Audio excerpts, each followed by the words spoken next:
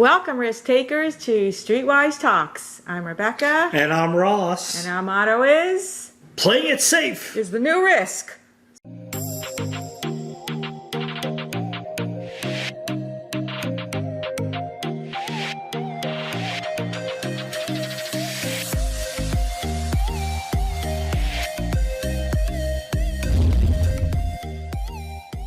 So guys, thanks for coming back. Second episode.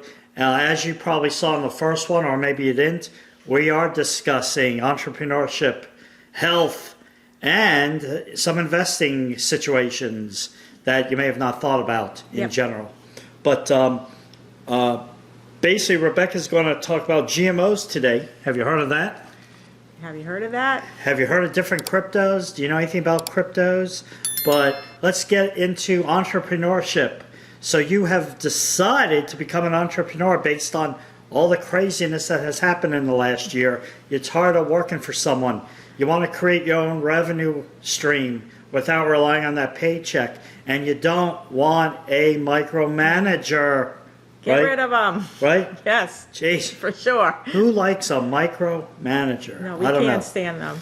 Like I said last time, you take a pay cut not to have it. So you might as well start your own business. So here we go. You've decided to start your own business, to become an entrepreneur. Well, where do you start? Well, from the beginning. And where is the beginning?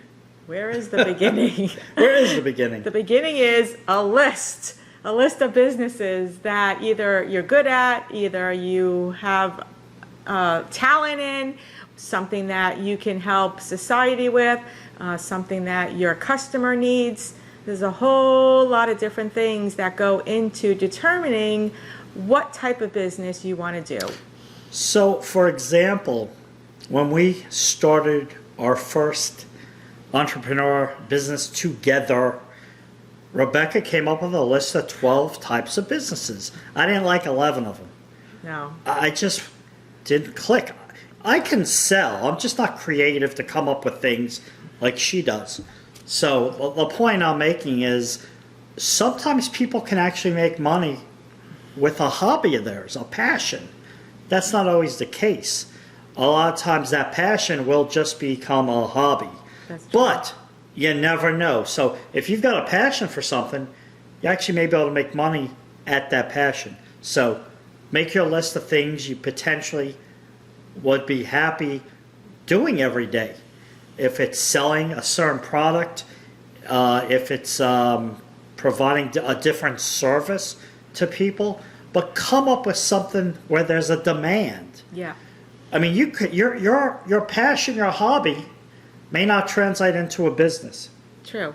Right? True. It may not be something that you would be able to sell or make a living. Maybe you'll make a little bit of money here and there. Like Ross said, it's just going to be a side gig or a hobby. So you have to kind of really look at the market, look at your community, and look at think to yourself what people want, what do they need, and provide that need, help solve their problems. Yeah, I mean, let's face it, when we drive around where we live, I mean, it's amazing. You know, you see AC companies, roofing companies, every sort of company you could think of, there's a tremendous amount of actually the same companies. So what I'm going to tell you there or teach you, there are enough business for everybody in the service industry. Multiple AC companies could do well, or roofing companies, whatever it may be. Yeah. So the point is, don't think you can't compete with what's out there. Our first business, we had tremendous amount of competition in a service industry, and guess what? We succeeded because we were able to market, brand ourselves, and get out there and hustle. So it's all about the hustle and branding yourself. But make that list of 12 things you potentially may want to do. Also, I would figure out, do you want to deal with companies, commercial and residential customers? Or are you going to have a service just to residential or just to the business community or commercial? Yeah. Right? Yes. Or a product. Well, based on the product, who are you going to sell to? Yeah. Now, guess what? I didn't even mention, you may just want to sit at home and sell something over the internet. That's a whole different game. So you got to determine, what do you want to do? Want to sit home, be able to sell stuff over online somehow? Create a market that you could sell globally? Do you want to be in your local community providing a service? We cannot answer that question. But here's what I'm going to tell you. You don't need a franchise. You could do this yourself. Because franchising, that's a whole different subject. Very costly. You kind of have a boss in a way. You can create your own company and control it yourself. What do you think? Yeah, I agree somewhat on the service end of it. You don't really need a franchise, but if you're looking at a restaurant, like if you want to own a Chick-fil-A or a 𝑽𝒊𝒅𝒄𝒆𝒃, is that That's a franchise. If you want to get into the restaurant business, then you may want to think about a franchise, but really research those, because you don't make as much money as you think you do in some of those franchise restaurants. So that's something to think about and see if you can handle a restaurant on your own without using a franchise. But there are franchises out there that are well known, so now, that's an option as well. There was a famous movie, I can't think of it, where the characters were like, well, I'm going to take the money, open a restaurant, and the guy was messing with the main character, says, well, if I was your accountant, I would recommend not investing in a restaurant. Restaurants are tough. You're going to work long hours, not say you can't do it, but we actually have family members that have done it, but you can open up a restaurant without a franchise. Of course you can. And actually, like I said, in general, it just depends what you want to do. But if a true entrepreneur, believe me, I'd steer clear of franchises personally. My opinion, you may feel different. Do your research, do what's best for you.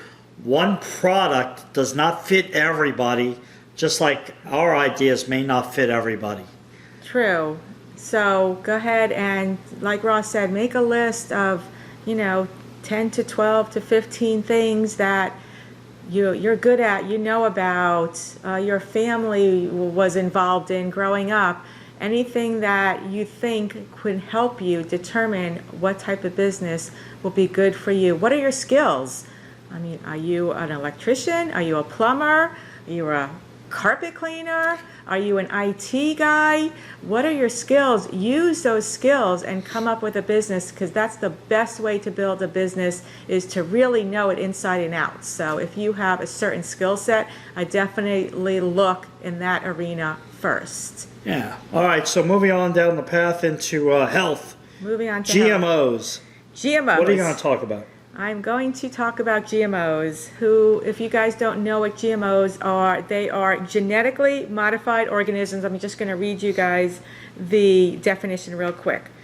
GMO is a genetically modified organism which contains DNA that has been altered, listen to that word, altered, using genetic engineering. Now this is our food supply that I'm talking about. Do you want to eat something that has DNA that's been altered? I sure don't. Now, there's a lot of controversy about GMOs. Some doctors think they're great and some doctors think they're healthy, and then some doctors don't like them, wouldn't recommend them. Actually, some countries don't even allow GMO foods in their country. So, well, let me break in. Not that I'm an expert. Once again, we are not doctors. We are not lawyers. We are not financial analysts. We just have a passion for the things we are talking about. Yeah, we're just enthusiasts. We're just enthusiasts of some things. But let me say this to you. Just because I've been living this lifestyle, the non-GMO thing with my wife, let's face it, if you have paid attention, they mark these things on every box, on every product in the stores that is non-GMO. Yeah, they recently started doing that. We were eating all these foods for years and they were never marked, and now, thank goodness, they're marked. So it's you all don't have over to now. buy them. Now it is. Really, I'll tell you the truth, we never, ever buy stuff that's not marked non-GMO. It's just ingrained in our head not to do that. Personally, Yeah, when you eat a GMO, a food that's genetically modified, it's created when a gene from one species is transferred to another, creating something that would not be found in nature. Meaning it's not grown from our ground, it's not grown in our trees, in our bushes. It is a whole new type of species. Now think about this. I mean, unfortunately, it's unfortunate. We are really polluted every day with so many toxins. Ugh. We can't even get into that. I mean, that's common sense. It is what it is. You deal with it, you do what you can.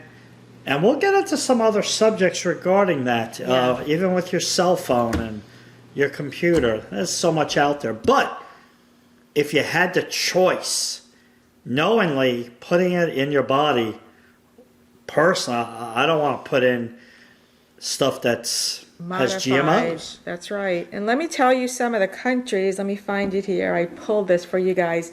Some of the countries that have banned GMOs is the European Union, Australia, Japan, the UK, and 24 other countries. They have banned it. They have banned them because of the lack of the long-term studies and the testing, which is hiding that some disastrous health effects that people may get from these GMOs in the future. We don't know yet because the long-term studies aren't there. So just a little nugget for you to think about. We do not eat any GMO foods in our house. You have a choice to do whatever you want, but I would do your research if you plan to buy some GMO products. Now let's face it, you go to the supermarket, I hate to say it, God, most of what's in there is not really, to be honest with you, safe to eat. But fortunately, if you look, a lot of things are marked. The stuff that isn't marked most likely is going to be cheaper. That's just the way the game is. So you have to risk reward. You spend a little more money to get a little better quality in your food intake. Yeah, and it's up to you guys to do whatever fits you and your family. One more quick point, and then I'll let Ross move on. GMOs require massive, massive amounts of pesticides, herbicides, and fungicides to survive. That's just what they need. These poisons are sprayed all over the GMO foods, and that is what you're eating and putting in your body. Yeah, They're just not proven to be safe. Let's face it, back when we were younger, I don't think, this isn't scientific information, but I don't think the food supply was as bad as it is now based on how they were doing things. But as things progressed the last 10, 20 years, I mean, the stuff people are eating, if you really research it, common sense, research it, it's not that safe. Yeah, read your ingredients. The best, healthiest foods to put in your body are the organic grown fruits and vegetables. Now, I'll say this to you, not every non-GMO product is organic, but I'd rather eat a non-GMO, non-organic than just a GMO product, correct? Yeah, agree. So that's our take on GMOs. All right, so for today, to recap, we hit the entrepreneurship a little, we hit the health thing a little bit. So now moving on down the line, I guess we'll hit a little investing. So basically, guys, we touched base last time, just kind of threw out the idea of cryptocurrencies, which is basically the new a new asset. Digital assets is the new asset class. Yep. I mean, it's amazing. I don't know if you've noticed. You can actually buy soda. We're talking about health. Yeah. Don't drink the soda. But they are actually soda machines around the country. They will. You can buy it with Bitcoin. I don't know if you've seen that. It's crazy. So This thing is starting to explode. We mentioned before PayPal. You can actually utilize cryptocurrencies to buy products with PayPal. I think y'all have heard of PayPal. Credit cards, aren't they? Well, credit cards, which is, let me tell you something really cool. This is the latest and greatest. It just started to hit recently where old school guys like us, would get frequent flyer points. Now, if you have kids, I got college 529 plans from my credit card purchases. Yeah. Guess what? Now, they are introducing credit cards where you can get Bitcoin.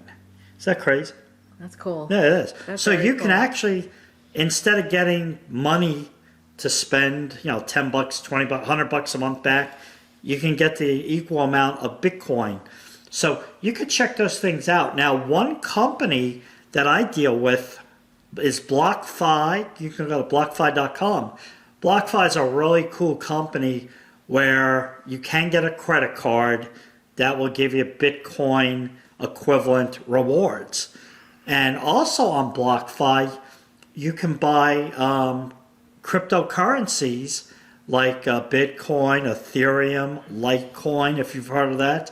So you can go to BlockFi and actually buy crypto, and guess what? It's called, we kind of brought this up the other day, it's called staking.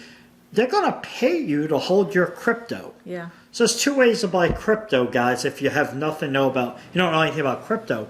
You can go to an exchange, which is an equivalent to a Fidelity or Vanguard, like you buy stocks. So you can go to an exchange like Coinbase. And Coinbase, you can buy your crypto. You can actually take your crypto out on a ledger, whole other issue, or leave it at Coinbase. And on occasion, they're starting to pay you, I think they just saw with Ethereum the other day, they will pay you like 6.5%.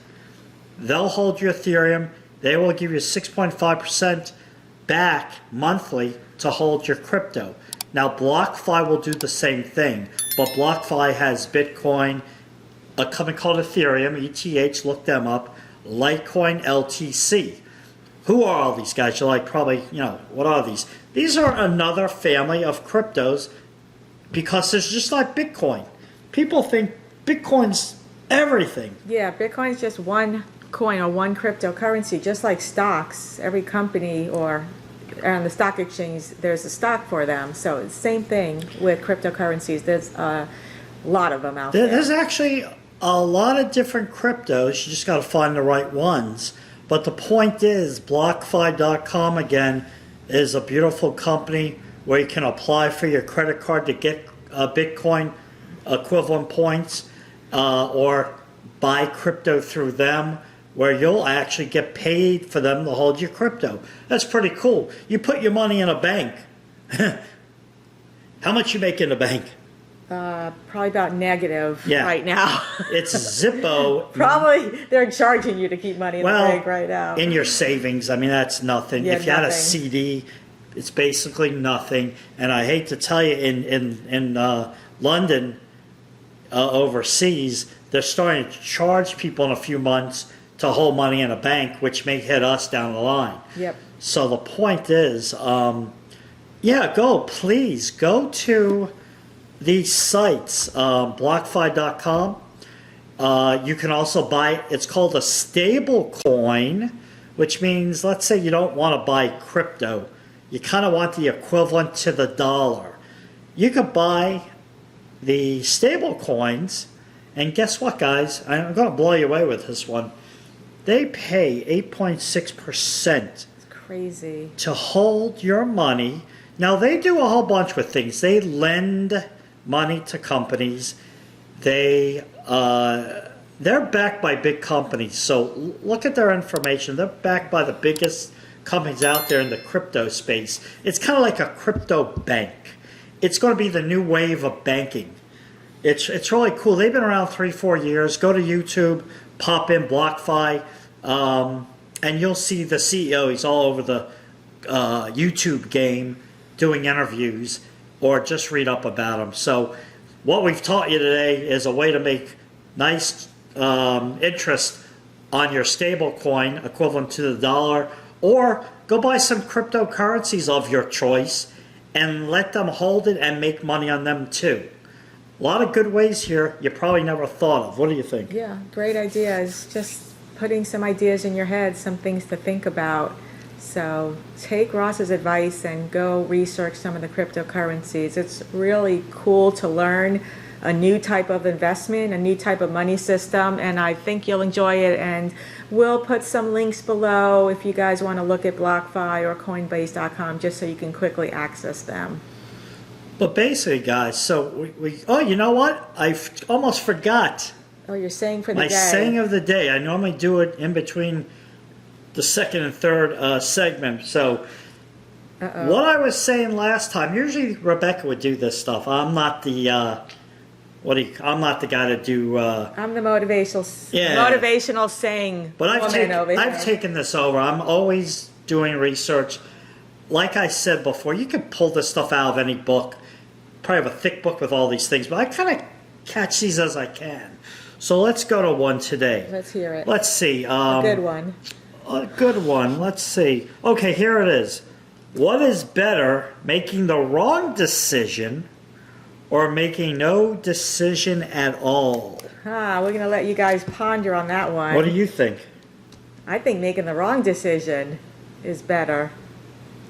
Then no decision? Yeah, you have to take that chance. You have to take that risk. You have to learn from your mistakes and learn from your failures. So if you make the wrong decision, you know you'll never make that decision again. And who knows what doors it's going to lead you to. Well, it's funny. I didn't mean to say what I'm about to say. I just kind of randomly picked this one. I got a bunch of them here. So that kind of ties into something that hits entrepreneurship and investing. Guys, the one thing I've learned, cut your losses quick. Right? Yeah. That kind of hits that. Yeah. Because, okay, what is better? Making a wrong decision or, okay, so if you do make the wrong decision, at least you took a risk. Right. But do not hang on to that bad decision. Right? Right. I mean, one of our companies, for 6 months, we jumped into an idea. It wasn't successful. We cut our losses. Yeah. Cut our losses. We kind of regrouped, went to a different direction. We learned a lot. Right? Yeah. So we learned a lot. We didn't take massive amounts of time. It's just like when you invest in crypto or the stock market, individual stocks. I'll be honest with you. Not every investment's going to go up. It may go down or it may be drastically down. The point is, in your mind, have an area that you want to get the hell out of if things change. But that's your decision. The point is, cut your losses quick in investing. Cut your losses quick in entrepreneurship. You'll learn your lesson, but at least you attempted to go for it. Yeah, you made that move. You took that step. You took an action. That's what you need to do in life to get anywhere. You can't sit home and think about it forever. You have to take action. That's a good one. That's a good one. You cannot sit on the couch and think about it. I'm going to do this. I'm going to do this. Write it down. You write your goals and you never do it. You can't do that, guys. You've got to take action. That reminds me, that triggered something. Oh, boy. That's what we're going to trigger you. She's triggering me. It's a little triangle here. A trigger triangle. When she said that, something popped in my pea brain here. So I've dealt with people that they overanalyze everything. So what will that do to you? The guys that overanalyze every little thing will get nowhere. Guess what? They don't take any risks. They don't take any action. They don't take any risk. They get nowhere. Oh, They're complacent. You can't do that. You can't do that. If you do your research, you get the right information, you do the pros and cons of everything. Mm-hmm. I think that's called the I forget who the heck did that. Pros and cons, man. If the pros come up with the negatives, go for it. Tom Clancy? No. I forget. Some old timer. I don't remember. Thomas Jefferson, maybe, I think. Look that up. Pros and cons, man. The point is, if you've done your research, go for it. But if for some reason things change or it's not working out like you thought it would for reasons that could be beyond your control, get out. Cut the losses quick. True. So, point is, guys, hopefully we triggered you to go check out something we said on the computer. And I think appreciate you guys joining. Hit the subscribe and like button. We're going to hopefully keep continuing to give you some good content. Yeah, I want to just, before we close, I want to give you another thought for those entrepreneurs out there that are looking to start a business. So we mentioned in our first episode that there's going to be a lot of changes coming in the world, in our country, over the next month, over the next couple years. And believe it or not, and everybody will see in the future how things go, but there will be a lot of people that we may need to help humanity-wise. So just to put a little nugget in your head, if you have any talents in the psychology area, in IT, in construction, in food, growing food or baking food or making any type of healthy foods, all those types of businesses that are good for humanity and will help humanity are going to be needed in our future. So think about something, and if you can correlate it with helping humanity, you will have a big plus and you will do a lot of good in your life and it'll pay off. So just a little nugget to think about. But thank you for joining us.